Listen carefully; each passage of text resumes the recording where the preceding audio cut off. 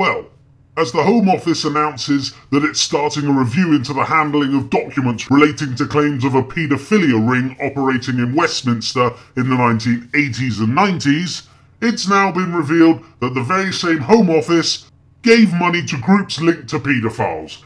As 2 abuse inquiries are launched, Whitehall investigation finds nearly £500,000 was granted to organisations. The Home Office gave nearly £500,000 to groups linked to campaigners for sex with children. A Whitehall inquiry found clear evidence that £476,250 was granted over a decade to 2 organisations connected to the notorious Paedophile Information Exchange. The findings were released yesterday as Home Secretary Terry May announced a major inquiry into how public bodies dealt with historical allegations of child sex abuse. Now, for those of you that don't know, the Paedophile Information Exchange, or PI as it's known, was an organisation that campaigned for no age of consent, thus legalising sex between children and adults. PI used to distribute leaflets to MPs with the following wording on them: "Paedophiles are ordinary, decent, sensible human beings, no more sexually deprived than yourself, and with a capacity for loving and helping children, which is at present being repressed." They also used to report to MPs that girls as young as 4 months can achieve orgasm, and that 4-year-old children can communicate verbally their consent to sex. A truly disgusting organisation to any normal human being, no doubt. This is the same organisation, the Paedophile Information Exchange, that Harriet Harman, the Labour MP, her husband and Patricia Hewitt are alleged to have supported back in the day. So not only did MPs support PI, allegedly, we now have the Home Office giving groups linked to PI almost £500,000 of our tax money. Now let's be honest, the groups linked could be the Midsummer Football Team looking for sponsorship, or the Corston Cricket Club looking for a new minibus, but it's not going to be that, is it? No. It's going to be similar groups to PI, groups that want no age of consent and state that 4-year-olds can agree to sex. This is fucking outrageous. Thankfully, the anger is growing within the public as more and more comes out, and so it fucking should. Just where is this going to end? I mean, everywhere we turn, there are more allegations of MPs committing child sexual abuse. A review by the Home Office simply will not do. We need to shame our MPs into demanding more than 7 policemen investigate this. We want a public inquiry with hundreds of police investigating it.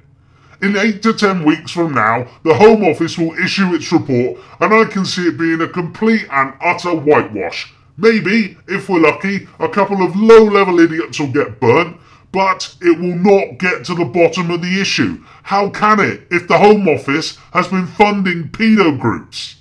Just how ingrained is child sex abuse in Westminster?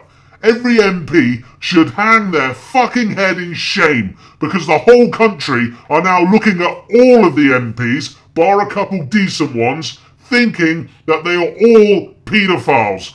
Prove us wrong, MPs. Take some decisive action for a fucking change. Nick Clegg and Michael Gove both had a chance on Sunday to stand up to the plate and show leadership on this issue, but they both didn't show any leadership whatsoever. And those questions need to be answered. There are inquiries in the BBC, in the NHS, and most importantly of all, the police are looking into the places where this abuse was alleged to have taken place. And all I would say is, let's make sure that justice is delivered, truth is uncovered, and I think most people would agree that the way to do that, as we've seen in some other notorious cases, is by allowing the police to get on with their work. 20 or 30 years, sorry, without getting into a boring tit-for-tat, public inquiry, yes or no? No. Neither called for a public inquiry. They basically just wanted the Home Office, the paedophile funding Home Office, to carry out their own investigation. That's like asking the fox to guard the fucking hen house. Remember, who covered up for Cyril Smith? The police, the special branch, MI5 for fuck's sake. They aren't going to let this come out. They aren't going to fully investigate it. There is way too much at stake for these people. This involves judges, police, MPs, so-called lords, doctors, lawyers. Paedophilia is rife, and it's not just in Westminster.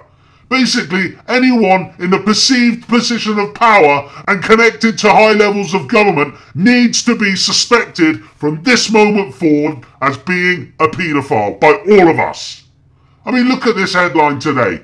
Westminster paedophile ring claims 20 top figures involved.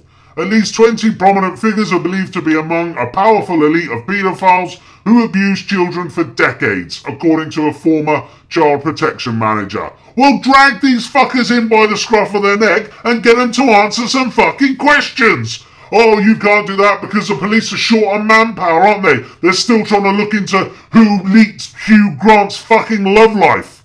What has happened to us? What has happened to us to allow hundreds of claims of child sex abuse to go unheard? If we keep pushing, then I can only see one outcome.